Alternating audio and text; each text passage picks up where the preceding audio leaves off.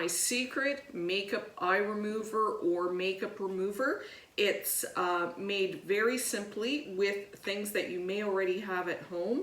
You're going to need some green tea, some baby wash, you're going to need some witch hazel, coconut oil, and then we're going to need a mason jar that holds a cup of liquid, so a 250 milliliter jar. We're going to need about 30 cotton pads and a little sieve, stir sticks, and measuring spoon. Oh, and if you're using loose green tea, I used 1 full scoop in this little sieve that I've got for tea, but you could also use a couple of tea bags of green tea. So the reason I started making the eye makeup remover, and by the way, this is the best eye makeup remover that I have found, that I've used, that I've purchased, and that I've made. And it works really well because the ingredients that are in it doesn't sting. It's actually soothing to the eyes, and it removes the makeup. And an added bonus, it does seem to reduce the puffiness in your eyes if you have puffiness that is due to excessive fluid buildup from allergies or some other ailment. Now this works great and it's very simple to make, but as with everything, if you make this recipe, you want to test it out on the inside of your wrist or inside your arm or a spot where you are sensitive other than your eyes, and test it before you actually use it, just in case there is some sort of allergic reaction for you. So this recipe is very simple to make, but I will tell you right now that all the products are natural. We are combining oil with a water, which is our green tea, so it only has a shelf life of 30 days. So we're only making enough, 8 ounces, which is about 30, you'll get about 30 or 40 little cotton pads. And that should last you no more than a month. You don't want to keep it for more than a month because it could develop mold. So the first thing that we're going to do, and you want to make this in this order or you may not get all of the ingredients combining. So I'm just going to start off. I've got a larger measuring cup, and you want to make sure everything is sterilized. So I did sterilize everything with some alcohol. Start off by making sure that all your equipment is sterilized. And when you're making these natural products at home, the more that you sterilize, the better in combating bacteria. So to sterilize our jar, I just add just a little bit of alcohol, rubbing alcohol, and then I just shake it around. I can pour some out, and then I can just let this evaporate, and that will be sterilized and ready for us to start pouring. And then the next thing that we're going to do, get ourselves a little organized here. So the first thing you're going to do is brew some green tea, and like I said, I've got some loose leaf green tea. So we've got our green tea, and this is loose green tea. I've got my little strainer bowl, and I'm just going to add that to a cup of boiling water and let it sit for 10 minutes until it's brewed. We're going to need 3/4 of a cup of strained tea, so make sure you've got that additional water because we are going to have to strain it to make sure we don't lose any. So let's time it for 10 minutes. So you want to make 1 cup of brewed green tea. We're not going to use it all, but it's better to have a little bit more than not enough. And then you're just going to steep it for 10 minutes and strain it out. So I'm just going to use this measuring cup to mix. And these are just little wooden sticks that you can buy at the dollar store. And I just sterilize them with a little bit of alcohol. And I usually use these little sticks to mix because then I can throw them out. It just makes it easier. And you're going to start off by adding your 2 tablespoons of coconut oil.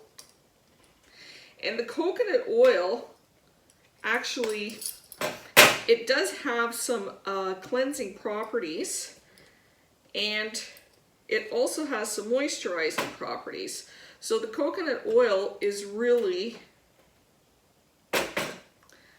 the coconut oil is really one of the ingredients that's going to remove that makeup, because oil will dissolve other oil-based products or sticky products.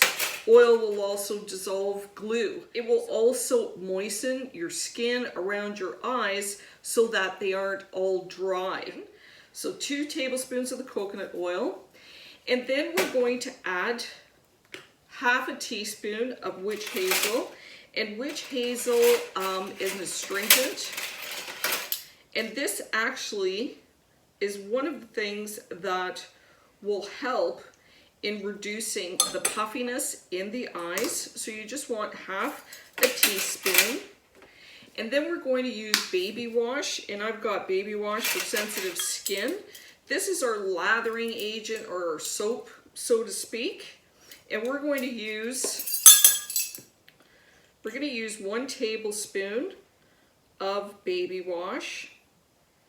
Baby wash, because it's sensitive for your skin, for baby skin and baby's eyes. Now we've got our 3 ingredients: the coconut oil, the witch hazel, and the baby wash. And you're just going to mix this. Now it's going to take a little bit, but it's just going to take about a minute to fully combine this. And you want to do it slowly. If you start whipping it, you might start creating a lather because of the soap in there. And we don't want to lather it up. We want to really just combine it. And to be honest, today is a fall day, but if your house is slightly warm, then as you're mixing these ingredients, the coconut oil will basically melt. After mixing for a minute or so, you end up with this, looks like cream. So the main thing is that those 3 ingredients are combined, and your green tea has cooled. Now you're just going to add a little bit of green tea. And this is where you could, if you overstir, you will start creating bubbles. Just start off with a bit of green tea, and you just want to mix it to loosen that cream.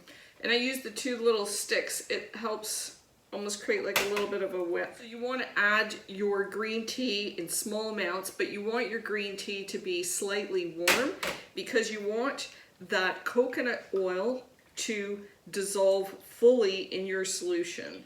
So it looks like this. So it's fully combined and totally incorporated. If you were to walk away, and for instance, if the coconut oil was to re-solidify, and I've had that happen where I got distracted, then I just put the whole solution into your jar, seal it up, and then just run it under some hot water and shake it a bit until the coconut oil is melted. Because the goal is this solution needs to be fully combined when you're pouring it over the cotton balls in order to fully saturate each of the little pads the same. So I use about 30 of these little cotton pads. 30 fits into the jar perfectly. So I've got 2. Oh, there's 31. So I've got my 30 little pads. And then all I'm going to do is I'm going to add some of the solution. I'm going to add a couple of pads to the bottom of my jar. And remember, you want to pour the solution as it's fully combined so that it really saturates. And then I just add a few more.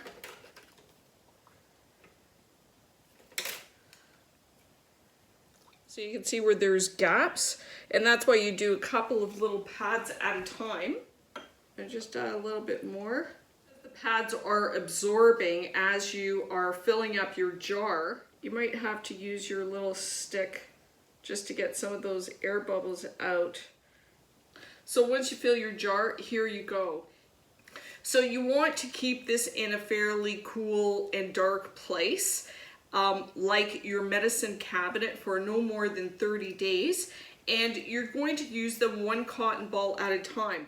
So I'm ready to remove my eye makeup. My eyes are puffy and they do have mascara and eyeliner on. I'm going to take one of my little pads and I'm going to go like one eye.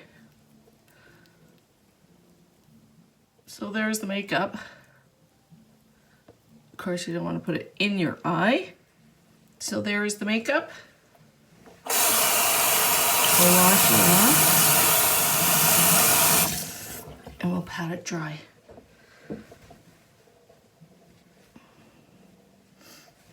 So you can see it's removed all the makeup. Let's wait 10 minutes and see the difference in puffiness. So it's been about half an hour and I think you can see how this eye is less puffy than this eye, which I haven't used my pad yet.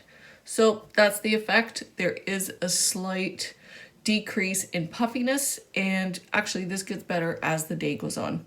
So that's it. Now I gotta do the other eye. Got a general idea of how well it actually works. Now a couple of tips. Like I said, if your coconut oil starts to solidify because your bathroom is too cold, then before you use it, run your jar under some hot tap water until you see that the liquid is combined, and then you just shake it a bit and go ahead and use it in pads. Another tip is to get a very strong woven cotton pad. So I have used some that were very flimsy, and what ends up happening is they just fall apart. Maybe even the ones that are quilted, because they tend to be stronger and hold their shape in the solution. When you're removing the pads, you want to be able to remove them with clean hands only. You want to avoid introducing any bacteria into the jar. If it has too much solution in it, try to avoid the temptation of pouring the solution back in. Just pour it out into your sink. Again, try to keep your jar as bacteria-free as possible.